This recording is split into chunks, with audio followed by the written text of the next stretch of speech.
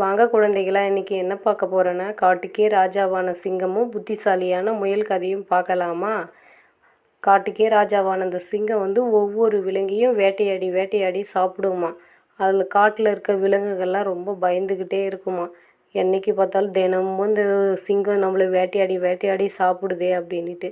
அதில் மிச்சம் இருக்கிற விலங்குகள் என்ன பண்ணிச்சா, எல்லாம் கூட்டம் கூடி நம்ம எப்படியாவது நம்ம உயிரை காப்பாற்றிக்கணும் அப்படின்னு சொல்லிச்சுங்களாம் விலங்குகள்.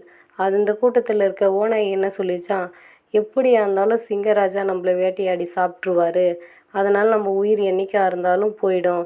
பயந்து பயந்து சாகிறத விட ஒவ்வொரு நாளைக்கு ஒவ்வொரு விலங்காக போயிட்டு நம்மளை சிங்கராஜா சாப்பிட்டுக்கிட்டோம் அப்படின்னு சொல்லிச்சான். அந்த கூட்டத்தில் இருக்க மானும், ஆமாம் நீ சொல்கிறது நல்ல விஷயந்தான் அப்படின்னு சொல்லிட்டு சிங்கராஜா கிட்ட போயிட்டு நீங்கள் சொல்லு அப்படின்னு சொல்லிச்சான் அந்த மானு. அப்புறமேட்டு ஓநாய் போய் சொல்லிச்சான், சிங்கராஜா சிங்கராஜா உங்களுக்கு ஒரு நற்செய்தி அப்படின்னுச்சான்.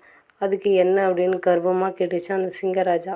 அது என்ன சொல்லிச்சான், நீங்கள் எங்களை தினமும் வேட்டையாடி வேட்டையாடி சாப்பிட்றீங்க, உங்கள் குகைக்கு நாங்களே ஒவ்வொரு விலங்காக நாங்கள் உங்களுக்கு இரையாயிடுறோம் அப்படின்னு சொல்லிச்சான் அந்த ஓநாய்.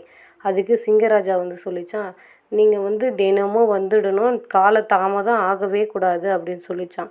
ஒவ்வொரு நாளும் ஒவ்வொரு விலங்கும் போச்சான். லாஸ்ட்டாக முயல் இருந்துச்சான். முயல் புத்திசாலித்தனமும் சாதுரியமாக யோசித்தான். லேட்டாக போச்சான் குகைக்கு. சிங்கராஜா கோவமாக, ஏன் இன்னும் சீக்கிரமாக ஏன் வரலை அப்படின்னு கேட்டுச்சான் அந்த சிங்கம். அதுக்கு முயல் சொல்லிச்சான், ராஜா நீங்கள் தானே காட்டுக்கே மகாராஜா, உங்களை விட பெரியவன் ஒருத்தன் அங்கே இருக்கான் அப்படின்னு சொல்லிச்சான். அந்த சிங்கம் ரொம்ப கோவப்பட்டுச்சான், யார் இது, அவனை கூட்டுட்டு வா அப்படின்னு சொல்லிச்சான். அதுக்கு அந்த முயல் சொல்லிச்சான், நான் கூப்பிட்டு பார்த்தேன், அவன் வரமாட்டேன்னு சொல்லிட்டான் சிங்கராஜா, வாங்க நீங்கள் போகலாம் அப்படின்னுச்சான். அந்த சிங்கத்தை கூட்டுன்னு போயிட்டு காமிச்சிச்சான்.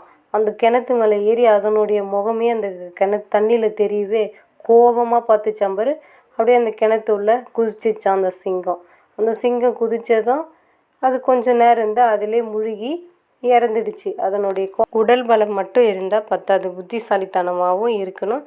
அந்த முயல் காட்டில் தன்னுடைய நண்பர்களோட சந்தோஷமாக இருந்தது. பாய் குட்டீஸ்.